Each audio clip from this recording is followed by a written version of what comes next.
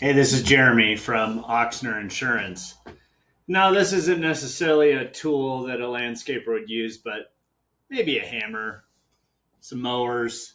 Today's video is to talk about general liability insurance and how it can help you. Have you ever had a rock fly through a customer's window?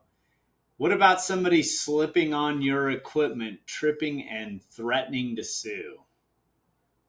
If you're a landscaper, these accidents happen all the time, or more often than you think. Let's talk about the common insurance claims that landscapers face and how the general liability policy can help. Let me set that down. Most common claim, the slip up. What if your mower kicks up a rock and it goes through a window and you've got a huge repair bill? With general liability insurance, you can be covered.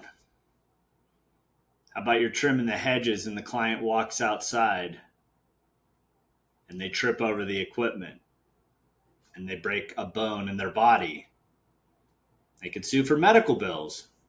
General liability covers those costs and the legal fees. How about damage to property? A landscaper once told me that their trailer went down a street and bam, caused property damage.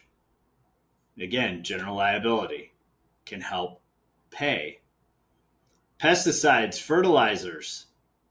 If you're out using those, what if you spray into a neighbor's extremely expensive flower bed and all of those expensive plants die?